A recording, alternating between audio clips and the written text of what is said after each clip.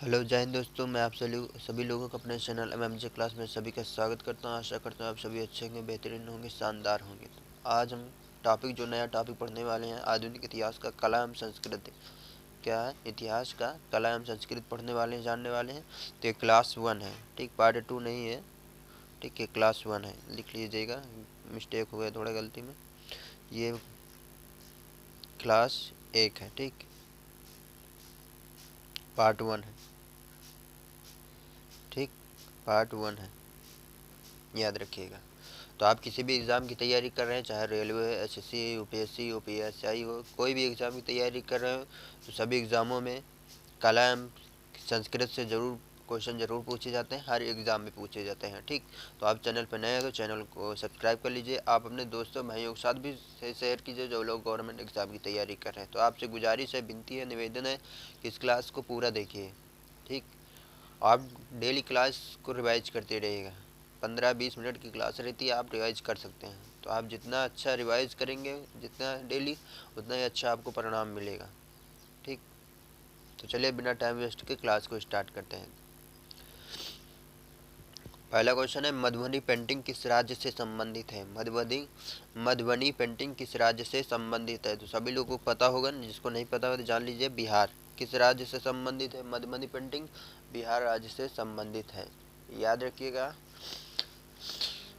बिहार राज्य से मधुबनी पेंटिंग प्रसिद्ध है। पूछा जाता है कि मधुबनी पेंटिंग किस राज्य से संबंधित है? बिहार राज्य से संबंधित है। और भी याद रखिएगा, जैसे उड़ीसा, उड़ीसा का भी पूछा जाता है। तो उड़ीसा का क्या है, याद रखिएगा, पट्ट चित्रकला। क्या है? पट्ट चित्रकला। कौन सी चित्रकला है? पट्ट चित्रकला, पट्ट चित्रकला है, ठीक, याद रखिएगा। कर्नाटक का बात किया जाएगा, कर्नाटक, कर्नाटक का, तो रंगवाली चित्रकला। कौन सी है? रंगवाली चित्रकला, रंगवाली चित्रकला है। कहाँ की? कर्नाटक की, याद रखिएगा। ये सब राज्यों की हैं चित्रकला। चिकनकारी, ये भी कई बार पूछा गया, चिकनकारी। तो लखनऊ की चिकनकारी कहाँ की है? लखनऊ, यानी उत्तर प्रदेश की। लखनऊ क्या है? चिकनकारी, चिकनकारी, ठीक, याद रखिएगा। ये सभी पूछा जाता है। तो पट्टचित्र कला कहाँ की है? उड़ीसा की है। रंगवाली कहाँ की है? कर्नाटक की है। चिकनकारी कहाँ है? लखनऊ को। आप लोगों को लिखावट ना समझ में आए तो हम बोलते जा रहे हैं, उसी हिसाब से लिख लीजिएगा, क्योंकि हमारे पास लिखने का कोई उपकरण नहीं है। तो आप लोग सहयोग करेंगे तो धीरे धीरे सब कुछ हो जाएगा दोस्तों, ठीक, याद रखिएगा। और जो पूछा जाता है, कलमकारी, कलमकारी कहाँ की है? आंध्र प्रदेश की। कहाँ की है कलमकारी? आंध्र प्रदेश की। आंध्र आंध्र प्रदेश की क्या है? कलमकारी, कलमकारी पेंटिंग कहाँ की है? कलमकारी, लिख लीजिएगा, कलमकारी, ठीक, पूरा लिखा है। आरोफ, आरोफ कहाँ क्या है? आरोफ है आपका हिमाचल प्रदेश का। हिमाचल प्रदेश का क्या है? आरोफ। हिमाचल प्रदेश का है क्या? आरोफ, ठीक, आरोफ। हम बोलते जा रहे हैं, लिख लीजिएगा, ठीक, आरोफ। कालीघाट कहाँ की है? कोलकाता की। कोलकाता कहाँ की है? कोलकाता, कोलकाता क्या है? कालीघाट, काली घाट, ठीक, याद रखें, काली घाट, लिख लीजिएगा पूरा, ठीक। बोलते जा रहे हैं, ना समझ में आए तो हम बोल रहे हैं, लिख लीजिएगा। कोलकाता कहाँ है? काली घाट का है, काली घाट। और हिमाचल प्रदेश का आरोफ है, आंध्र प्रदेश का कलमकारी है, ठीक, याद रखिएगा। बात की जाए केरल की, किसकी बात की जाए?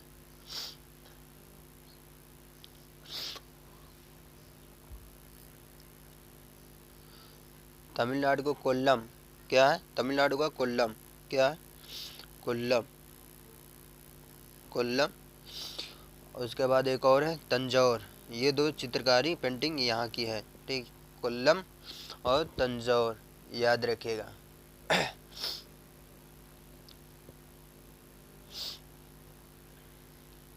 और उत्तर प्रदेश के सभी लोग को जान ही गए अभी। चिकनकारी क्या है? चिकनकारी उत्तर प्रदेश की है, ठीक, चिकनकारी। ठीक। अगला क्वेश्चन देखते हैं, निम्न में किस स्थान पर कुंभ मेले का आयोजन नहीं होता? निम्न में किस स्थान पर कुंभ मेले का आयोजन नहीं होता है? तो याद रखिएगा किन स्थानों पर? तो वाराणसी में, वाराणसी में एक कुंभ मेला का आयोजन नहीं होता। कहाँ पे नहीं होता आयोजन? किस स्थान पर कुंभ मेले का आयोजन नहीं होता है?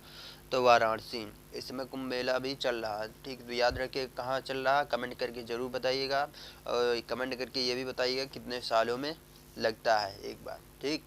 और भारत में कितने जगह पे लगता है ये ज़रूर कमेंट करके ज़रूर बताइएगा, ठीक, जिसको पता होगा। पूरी क्लास देख कर नहीं, पहले ही बता देना। यहाँ तक देखने के बाद कमेंट करके ज़रूर बताइए दीजिएगा भारत में किन स्थानों पर कुंभ मेला का आयोजन होता है और कहाँ कहाँ होता है, ठीक। याद रखिएगा कितने सालों बाद लगता है, याद रखिएगा। चलिए जिसको नहीं पता हम बता दे रहे हैं। कुंभ मेले का आयोजन नासिक में होता है, हरिद्वार में होता है, प्रयागराज में होता है। कहाँ पे होता है? नासिक में होता है, और तुम्हारा ये हरिद्वार में होता है, प्रयागराज में होता है, ठीक। और चौथा है एक उज्जैन। कहाँ पे? उज्जैन, उज्जैन में होता है, ठीक। याद रखिएगा ये भारत में 4 जगह महाकुंभ लगता है। बात की जाए नासिक, नासिक में गोदावरी नदी पर लगता है। कहाँ, कौन सी नदी पे? गोदावरी नदी पे, गोदावरी नदी पर लगता है। ये भी पूछा जाता है, गोदावरी नदी पर लगता है नासिक में। बात की जाए हरिद्वार में, तो हरिद्वार में गंगा नदी पे। कहाँ पे लगता है? गंगा नदी पे लगता है, गंगा नदी पे लगता है, ठीक। याद रखिएगा। अब प्रयागराज में बात की जाए तो ये गंगा यमुना सरस्वती तीनों नदियों का जहाँ संगम होता है, गंगा, गंगा नदी, यमुना, गंगा यमुना सरस्वती, ठीक। और एक लिख लीजिएगा सरस्वती, सरस्वती, ठीक। या भारत में 4 जगह लगता है। तो कहाँ कहाँ लगता है? उज्जैन, नासिक, हरिद्वार, प्रयागराज में लगता है। यह कुंभ मेले का आयोजन प्रत्येक 12 वर्ष में लगता है। कितने?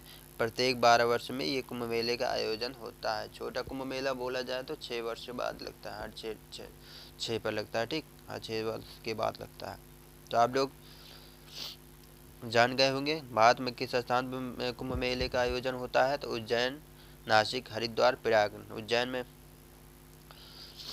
ठीक। उज्जैन में बात की जाए तो किस नदी पे है? क्षिप्रा नदी पे। किस नदी पे? क्षिप्रा नदी पे, लिख लीजिएगा, ठीक। क्षिप्रा नदी पे। उज्जैन में किस नदी पे? क्षिप्रा नदी पे। नासिक में गोदावरी नदी पर। हरिद्वार में गंगा नदी पर। प्रयागराज में गंगा यमुना सरस्वती तीनों की संगम पर लगता है। तो आप लोगों को समझ गया, आ गया होगा। अगला क्वेश्चन है, महाकुंभ कितने वर्षों के अंतराल में होता है? तो याद रखिएगा 12 वर्ष के। तो आपका ऑप्शन ऐसा ही रहेगा। अगला क्वेश्चन है, किस स्थान समूह में 12वें वर्ष कुंभ मेला होता है? 12वें वर्ष कुंभ मेला होता है तो कहाँ पे होता है? अभी हमने बताया था। तो आपका प्रयागराज में होता है, हरिद्वार में होता है, उज्जैन में होता है, नासिक में। तो आपका ऑप्शन ए सही रहेगा दोस्तों, ए सही रहेगा, ठीक।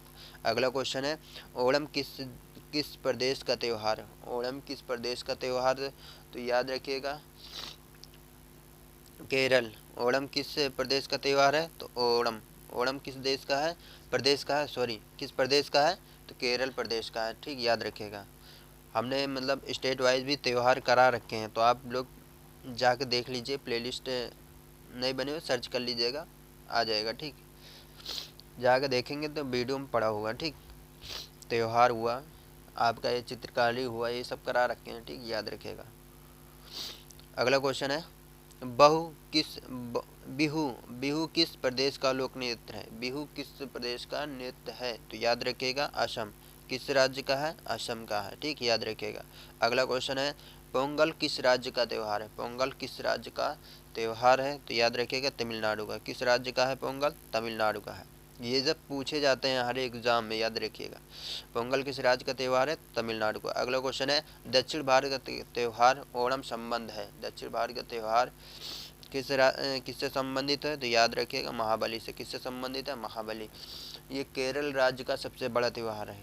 केरल राज्य का सबसे बड़ा त्यौहार है। कौन सा त्यौहार? ओणम। कहाँ पड़ता है, कहाँ लगता है? केरल में लगता है।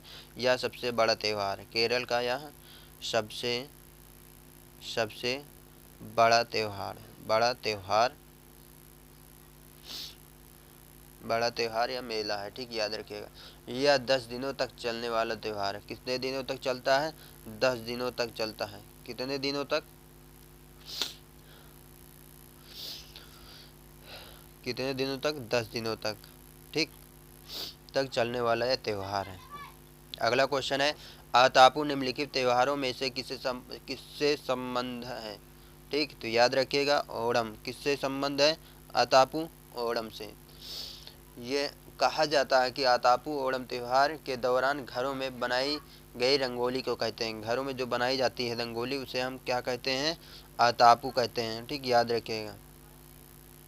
घरों में बनाई गई घरों में बनाई गई रंगोली घरों में बनाई गई रंगोली को क्या कहते हैं? आतापू कहते हैं, याद रखिएगा, ठीक।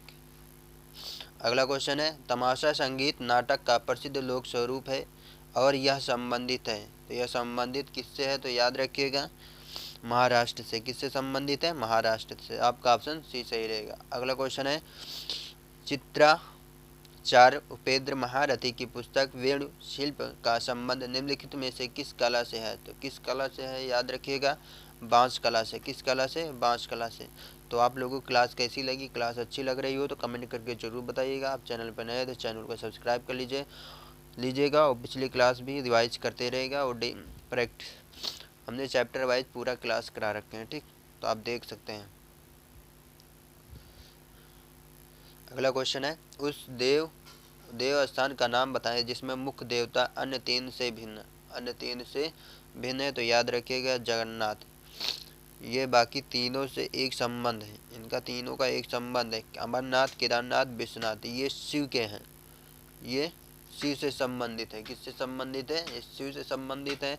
जबकि ये जगन्नाथ कृष्ण से संबंधित है। किससे संबंधित है? कृष्ण से संबंधित है। ये तीनों स्थान अमरनाथ, केदारनाथ, विश्वनाथ शिव से संबंधित हैं और जगन्नाथ जो है कृष्ण से संबंधित है। याद रखिए, इससे ये अलग है, ठीक। अगला क्वेश्चन है, आदि शंकराचार्य द्वारा स्थापित 4 मठ कौन है? आदि शंकराचार्य द्वारा स्थापित 4 मठ कौन से हैं? तो याद रखिएगा पूछा जाता है। तो जोशी मठ, द्वारका मठ, पुरी मठ, श्रृंगेरी मठ ये आदि शंकराचार्य द्वारा स्थापित 4 मठ हैं, याद रखिएगा, ठीक। आपका ऑप्शन ए सही रहेगा। भारत में अनेक तीर्थ यात्री श्री शैलम की यात्रा करते हैं जो 12 ज्योतिर्लिंगों में से एक अवस्थित है। कहाँ पे अवस्थित है? याद रखिएगा। तो आंध्र प्रदेश में कुर्नूल के निकट। कहाँ पे है? भारत में अनेक तीर्थयात्री श्री शैलम की यात्रा करते हैं जो 12 ज्योतिर्लिंगों में से एक है।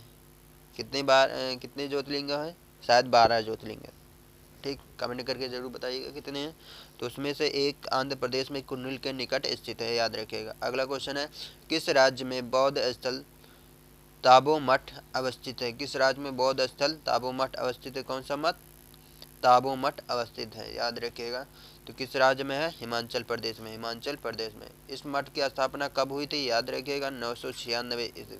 कब हुई थी? किसके द्वारा की गई थी? याद रखिएगा रिचन। किसके द्वारा? रिचन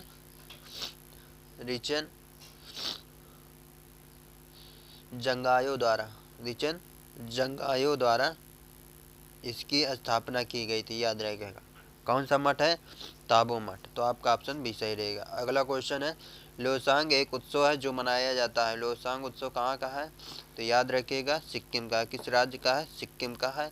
इसके अन्य त्यौहार जैसे भेटिया, यहाँ लोसांग भेटिया यही के हैं, सिक्किम के। भेटिया हुआ और लेपचा हुआ। कौन सा? लेपचा। ये सब मनाया जाता है सिक्किम। कहाँ मनाया जाता है? सिक्किम में मनाया जाता है। लेपचा या नामसेंग, एक और नाम लिख लीजिएगा, नामसेंग। ये भी सिक्किम के नामसेंग भी बोला जाता है या नामसोंग बोला जाता है, ठीक, याद लिख लीजिएगा। अगला क्वेश्चन है, वांगला उत्सव निम्न राज्य में मनाया जाता है। कौन से राज्य में मनाया जाता है वांगला उत्सव? तो याद रखिएगा मेघालय में। कहाँ मनाया जाता है? मेघालय में। तो आपका ऑप्शन भी सही रहेगा। अगला क्वेश्चन है, चपचार कुट त्यौहार मनाया जाता है। चपचार कुट त्यौहार कहाँ मनाया जाता है? तो याद रखिएगा मिजोरम में। कहाँ मनाया जाता है? मिजोरम में चपचारकूट त्यौहार मनाया जाता है। तो आपका ऑप्शन सी सही रहेगा। अगला क्वेश्चन है इज्तिमा। इज्तिमा त्यौहार यानी मेला मनाया जाता है, कहाँ मनाया जाता है? तो याद रखिएगा भोपाल में। कहाँ मनाया जाता है? इज्तिमा त्यौहार भोपाल में मनाया जाता है। तो आपका ऑप्शन बी सही रहेगा। अगला क्वेश्चन है नवरात्रि को सरस्वती पूजा के रूप में निम्न राज्य में नहीं मनाया जाता है। तो कौन से राज्य में नहीं मनाया जाता है? तो याद रखिएगा उत्तराखंड में। किस राज्य में मनाया नहीं जाता है? तो उत्तराखंड में नहीं मनाया जाता है नवरात्रि को सरस्वती पूजा के रूप में। किस राज्य में नहीं मनाया जाता है दोस्तों? याद रखिएगा उत्तराखंड में। बाकी ये 4 राज्यों में मनाया जाता है, केरल में, तमिलनाडु में, कर्नाटक में, तेलंगाना में। 4 राज्यों में सरस्वती पूजा की मनाया जाता है, ठीक, नवरात्रि को। अगला क्वेश्चन है महाभारत के नायक अर्जुन के पितामह कौन थे? महाभारत के नायक अर्जुन के पितामह कौन थे? तो याद रखिएगा विचित्रवीर। कौन थे? विचित्रवीर। तो आपका ऑप्शन ए सही रहेगा। अगला क्वेश्चन है काबा क्या है? काबा सभी लोगों को पता होगा, एक मुस्लिम पवित्र स्थल है। क्या है? मुस्लिम पवित्र स्थल है। अगला क्वेश्चन है यहूदियों का पूजा स्थल क्या कहलाता है? तो क्या कहलाता है? सिनेगाग। क्या कहलाता है? यहूदियों का पूजा स्थल सिनेगाग कहलाता है। तो आपका ऑप्शन भी सही रहेगा। अगला क्वेश्चन है संस्कृत के प्रथम विश्वविद्यालय पीठ की स्थापना सर्वप्रथम कहाँ हुई थी? तो कहाँ हुई थी? फ्रांस में हुई थी। कहाँ हुई थी दोस्तों? फ्रांस में हुई थी। कब हुई थी? याद रखिएगा 1814 ईस्वी में हुआ था। कब हुआ था? 1814 ईस्वी में फ्रांस के पेरिस में हुआ था। कहाँ पे हुआ था? पेरिस में हुआ था, याद रखिएगा पेरिस में हुआ था।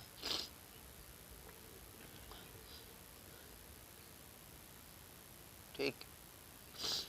अगला क्वेश्चन है चुंबकीय दिशा सूचक यंत्र क्या है? चुंबकीय दिशा सूचक यंत्र का सर्वप्रथम संदर्भ मिलता है।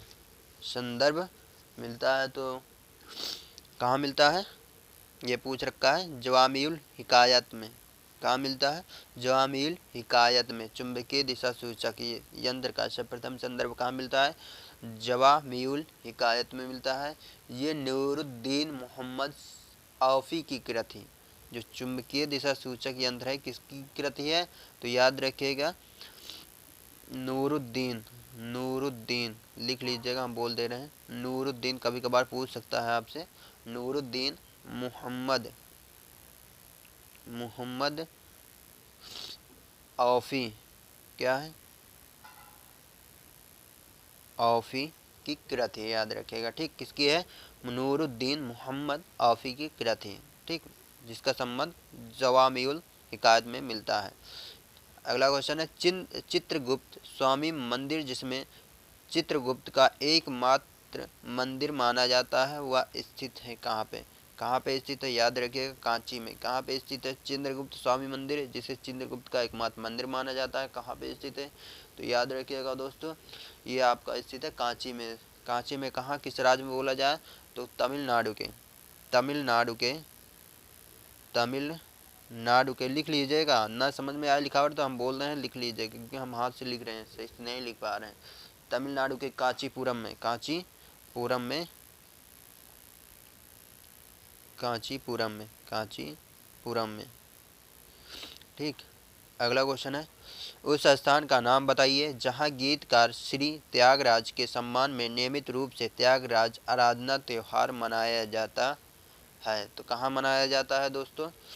तंजावुर में। तंजावुर में। ये तंजावुर कहाँ पड़ता है? तमिलनाडु के तंजावुर जनपद में।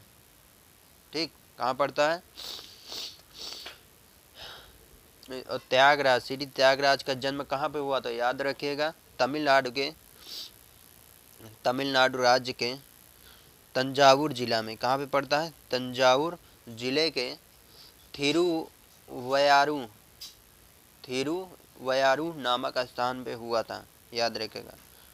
जन्म स्थान तो नहीं पूछेगा मगर जानते रहिएगा, जानना जरूरी है। थिरुवयारू वयारू, ठीक, याद रखिएगा का जन्म स्थान है। ठीक। अगला क्वेश्चन है सूफिया कलाम जो एक प्रकार का भक्त संगीत है किस राज्य से की विशेषता है? किस राज्य की विशेषता है? तो याद रखिएगा कश्मीर राज्य की विशेषता है। सूफिया कलाम जो एक प्रकार का भक्त संगीत है किस राज्य की विशेषता है? कश्मीर की। तो आपका ऑप्शन बी सही रहेगा।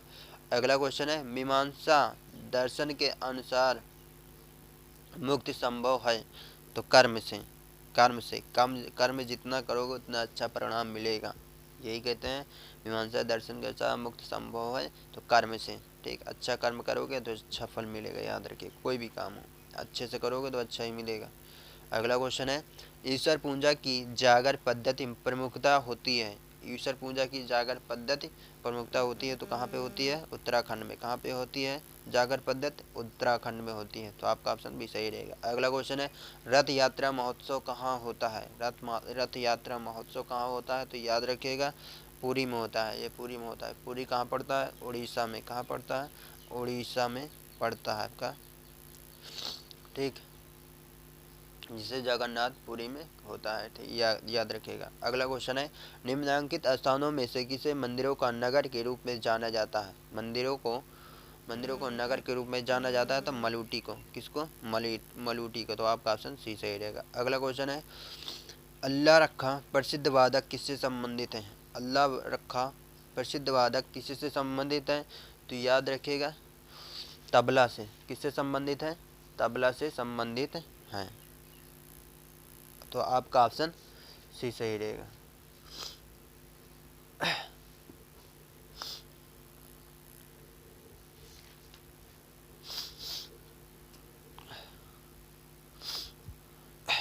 अगला क्वेश्चन है, काव्य विभक्ति के रूप में उर्दू का प्रयोग करने वाला पहला लेखक कौन है? काव्य विभक्ति के रूप में उर्दू का प्रयोग करने वाला पहला कवि कौन है? तो याद रखिएगा अमीर खुसरो। कौन है? अमीर खुसरो। आपका ऑप्शन ए सही रहेगा। अगला क्वेश्चन है,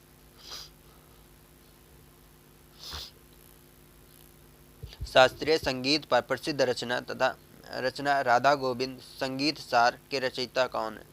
शास्त्रीय संगीत, कौन सा संगीत है? शास्त्रीय संगीत पर प्रसिद्ध रचना राधा गोविंद संगीत सार किसके रचयिता हैं? तो याद रखिए इसके रचयिता कौन है? सवाई प्रताप सिंह। कौन है? सवाई प्रताप सिंह। बहुत पूछा जाता है, इंपॉर्टेंट है, याद रखिएगा। अगला क्वेश्चन है, उमाकांत और रमाकांत गुडेचा बंधु क्या है? उमाकांत और रमाकांत गुडेचा बंधु क्या है? तो याद रखिएगा ध्रुपद गायक। कौन है? ये ध्रुपद गायक है, याद रखिएगा। अगला क्वेश्चन है, राग कल प्रदुम के रचयिता कौन है? राग कल प्रदुम के रचयिता कौन है? तो याद रखिएगा कृष्णानंद व्यास। कृष्णानंद व्यास हैं, याद रखिएगा। अगला क्वेश्चन है, वह राग जो सुप्रभात के समय गाया जाता है। वह राग जो सुप्रभात के समय गाया जाता है तो कौन सा गाया जाता है सुप्रभात के समय? यानी सुबह के समय तोड़ी राग, याद रखिएगा। जो राग दरबारी है, राग दरबारी, ये राग दरबारी कब गाया जाता है? तो याद रखिएगा रात्रि में। कब गाया जाता है? रात्रि में गाया जाता है। तो आपसे पूछ सकता है तो हम लिखवा दे रहे हैं रात के समय। ठीक, राग भोपाली, कौन सा राग? ये लिखा हुआ लिख दे। राग भोपाली आपका कब गाया जाता है? तो संध्या के समय, यानी सांझ के समय। ठीक है, सांझ या संध्या के समय। ठीक, याद रखिएगा। और राग भीमपालासी, तो याद ये कब गाया जाता है? तो ये गाया जाता है दोपहर के अंतिम काल में, यानी दोपहर के अंतिम काल में लिख लीजिएगा। अंतिम काल में गाया जाता है, लिख लीजिएगा पूरा। दोपहर के अंतिम काल में भीम पलासी गाया जाता है। भोपाली कब गाया जाता है? तो सांझ या संध्या के समय। ठीक, सांझ या संध्या काल में।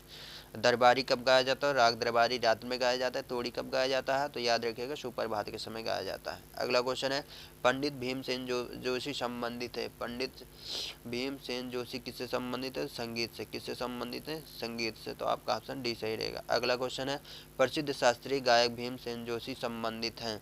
किस घराने से संबंधित है? तो याद रखिएगा रामपुर घराने से संबंधित है। घराना भी पूछा जाता है। ठीक ठीक, किस राज्य का कौन सा त्यौहार है भी पूछा जाता है, हर एग्जाम में पूछा जाता। तो हम कोशिश करेंगे अगले क्लास में आपको गायक से संबंधित और किस घराने से संबंधित है इसको ज़रूर करा देंगे।